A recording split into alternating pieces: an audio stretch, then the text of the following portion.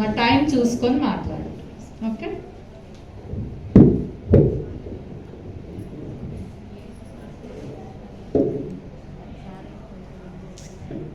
Shri Gurubhyo Namaha. A very good evening to all the gurus on the dais, off the dais, and my dear friends. I would take the permission of the gurus to let me talk in English, especially sir, because I am not a completely Telugu person, so I would prefer English. వీలైనంత వరకు తెలుగు ఉపయోగం చేయడానికి try చేస్తాను. Thank you for the permission. On this auspicious day of Guru Purnami, with the blessings of Lord Nataraja, my Guru Kalasri Dr. B. Ramadevi Garu, all my university gurus, teachers and professors from schooling to my PG, I bow to them because of whom I am here presenting you my topic, relationship between regular academic studies and Indian classical dance and music. The reason I selected this topic, though I am a student of Potti Sri Ramalu Telugu University MPA, I am actually an electronics and communication engineer and I have been working in the corporate world for 8 years. Like Kuchipudi, I have been very fond of all my academic subjects, especially mathematics and science. So having seen both the worlds, రెండు ప్రపంచాలని చూసిన తర్వాత art and academic studies, I tried to present this paper showing the interrelation between them. So be it any field, it is the guru who can show us the real beauty of a subject. It's the guru who can make us fall in love with the subject. And I have been blessed with amazing mentors in my math, science and Kuchipudi fields. So I am proudly presenting the relationship between regular academic subjects and Indian classical dance and music. When a child is born, the first communication that the child has with the world is through the senses, visuals and sounds, which is the basis for all the arts. And anything which is presented artistically, it is easily understood by the audience. So I feel when we understand the artistic aspects and the science aspects together, it is more easy to understand the difficult things that is which reading in a book could be very boring. So with this, I would like to say that I have selected 3 subjects, mathematics, science and social studies, and 2 branches from each of them. Mathematics, I have taken arithmetics and geometry, science, biology and physics, social studies, history and economics. So I would like to talk about Indian classical dances in these aspects. Coming to mathematics, the arithmetics, I have selected Tala Dashapranas, where we see a direct reference of mathematics and arithmetics, the number theory. Example, if you see topics like symmetry, periodicity, proportion, continuity, length of interval, repetitions, patterns, durations and many more. For an example, if we see the yati of a jati, so the symmetry that we choose, the symmetry and the asymmetry comes into the picture. So each of the talas in the Sapta Tala Pattika has its own number of counts with which we are supposed to choreograph a dance piece. So I feel arithmetics is directly present in Tala Dashapranas, and the computer which is ruling the world right now has its basis in arithmetic and logic unit. So arithmetics is there on computer level and in arts also. And coming to the second branch of mathematics, which is geometry, I have selected the Rangasthala Nirmanam mentioned by Bharatamuni in Nati Shastra. He has talked about the different shapes, square, rectangle, triangle. In fact, Bharatamuni has spoken about the units of measurement, like how we have meters, centimeters, inches today. They used to measure in Anu, Raja, Bala, Liksha, Yuka, Yava, Angula, Hasta and Danda. So very precisely mentioned about geometry in Rangasthala Nirmanam. Also in Angika Abhinayam, when I was looking into Nati Shastra, apart from the Shiro Vedas, Drishti Vedas, Bru Vedas and Griva Vedas that we have been learning in our curriculum, I came across Uruha Karmani, Parshva Karmani, Udara Karmani, Kati Karmani, Uru Karmani, Jangha Karmani, Pada Karmani, along with Chari Vedas, Mandala Vedas, Thanakas, Karanas. I saw a lot of geometrical angles in all these aspects that Bharata Muni has spoken about. So, geometry I could see in Rangasthalam and in Angik Abhinay. Coming to the second subject, science, which is my most favorite, especially physics. I have been in love with physics all my life, and every moment I see so many physics concepts around me. So even when I was learning dance, I observed and I felt that we come across concepts like force, gravitation, center of gravity, equilibrium, centrifugal force, centripetal force, energy, behavior of light, momentum, directions, and many more, which is very important for a dancer to understand like how do we balance. Like if we are in a Nataraja pose, we are just on one leg and the entire body is in different directions. So we need to get that center of gravity point, which is direct physics.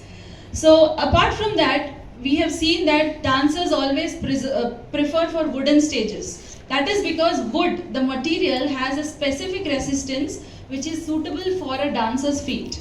So that is again physics coming into picture. And this is a very interesting point I found here. The pose of Nataraja, like when we go and buy an idol of Nataraja, we see that the Nataraja is prescribed in a circle, in the Agni circle. And when I was looking into some of the physicists, especially Fritjof Capra, an American physicist, in his article, he says the dance of Shiva, it's his article, The Dance of Shiva, he quotes, every subatomic particle not only performs an energy dance, but also pulsates in the process of creation and destruction without an end, just like Shiva's dance of creation and destruction of the whole cosmos. So I felt so proud that American physicists are doing research on Nataraja pose, the types of classical dances from India. And also the International Journal of Engineering, Science and Computing mentions how dance, quantum physics and Newton's laws can be correlated. And coming to the next topic in science, which is biology, I feel as dancers, we know our bodies much more than an average person. We know our limitations, we know our strengths, our weaknesses, our flexibility levels, stamina levels, muscle strength, and the type of diet. Like we know exactly what to eat and not to eat, especially on a program day. So as dancers, we are more aware of our body and biological aspects also come into picture. We know how much we can stress our bodies. So that is biology which I saw. And gurus like Vempati Chinna Satyam Garu, throughout their life they have been performing till the end of their lives. And you imagine the fitness levels they had, which we don't see in an average person. So dance contributes to the biological factors. And a very, very interesting part here is Golla Kalapam, exact formation of a fetus to a fully grown baby, showing it to the audience through art. I feel so proud of Kuchipudi that such pieces are there in our repertoire, and that's a very unique concept in Kuchipudi that I found. Last point here is the Asian Medical Students Association Journal of Global Health 2020 states that Indian classical dances are believed to decrease anxiety, depression, prevent musculoskeletal problems by improving posture, body awareness, and neuromuscular coordination. What else do we want? Like dance and music is contributing to such levels in our lives. And the last subject that I have taken is the social studies. Here I have taken history and economics. The historical stories, the stories of our gods, goddesses, Itihasa, Puranas, Vedas, Upanishads, the kings, the kingdoms, and the heroes of our country. Reading about them, telling to students might be a little boring or monotonous way, but if you show it through a dance ballet, I was so influenced by especially Rudrama Devi dance ballet done by Vaijayanti Kashi Garu. I was in love with that ballet, and it connected to me so much that I feel such historical stories can be magically transferred to the next generation through art. So history is definitely related to art, and one Nati Shastra, but we have 9 classical dance forms. What does this show? It shows the impact of the region from which the dance form has come. Though we are all following the same Nati Shastra, the type of dressing, language, music, the type of dialogues all shows our history from our regions. So all the 9 forms show the historical background of the place, and like we have seen, Kuchipudi is mentioned in Machupalli Kaifiyat. Perini was so famous in Kakatiya kingdom, and Bhama Kalapam, you can see the Mandula Pattika, Somula Pattika, the way she does not take her husband's name in front of people. So it is a clear indication of the culture of Telugu household in those days. So I came to know so many things about Telugu culture through Bhama Kalapam. So that was the historical part. And coming to my last topic, which is the economics, I feel economics might look very different from dance, but I've still found a connection. If we have to plan a dance production, like a huge one on a big level, we have contribution from dancers, musicians, makeup artists, costume designers. Surabhi Garu, like I feel they are so good at their work, and directors, artistic directors, producers, technicians, script writers, even logistic providers, travel providers and workers. All of these are fed because of that dance production. And you can see like the Vijayanagara kingdom, the Bhosle kings of Maharashtra and Tanjore, they have all been patronizing artists and promoting for their livelihood. So art has been a source of livelihood for generations. And last here is the concept of demand and supply. We all know that whatever is demanded in the public, if we supply the same thing, we have more chances of success. And the same thing if you see Bhama Kalapam, which was performed for 3 days in the olden days, it is now performed to only for 3 hours, probably just 1 hour sometimes. That is because the attention span of the audience has decreased so much that they are demanding short and crisp items.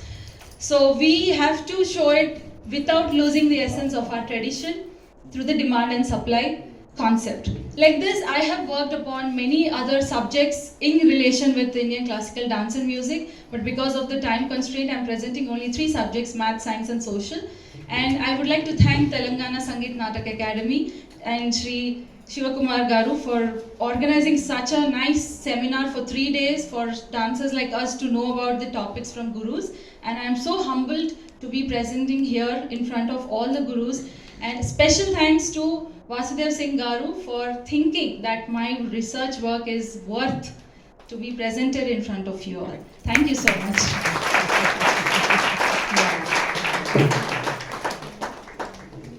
చాలా అంటే డిఫరెంట్గా ఉండే సబ్జెక్ట్ని ఎన్నుకుని ప్రియాంక మన ముందు చాలా చక్కగా present చేసింది. మ్యాథ్స్ని, సైన్స్ని, సోషల్ని, డాన్స్కి ఇది చేస్తూ చాలా చక్కగా ప్రజెంట్ చేసింది. ఎస్పెషల్లీ జామెట్రీని కరణాలు, మండలాల్లో చూసుకుంది అమ్మాయి. అరిథమెటిక్ అంటే అఫ్ కోర్స్ ఇట్స్ మ్యాథ్స్ ఉంటుంది, సైన్స్ మనము దీనిలో చూస్తుంటాం, లెక్కల్లో చూస్తుంటాం తాళాలు కరెక్ట్గా ఉన్నాయా లేవా అని. అది అరిథమెటిక్ కింద తీసుకుంది. కానీ ఎస్పెషల్లీ జామెట్రీ అండ్ ఫిజిక్స్ అనేది it's a very rare subject. కంప్యూటర్స్ని కూడా ఈక్వల్ చేస్తూ చెప్పింది తను. Priyanka, it's a very good article. It's very useful to students also. Yeah, that is very beautiful. Thank you. Next నాటకం.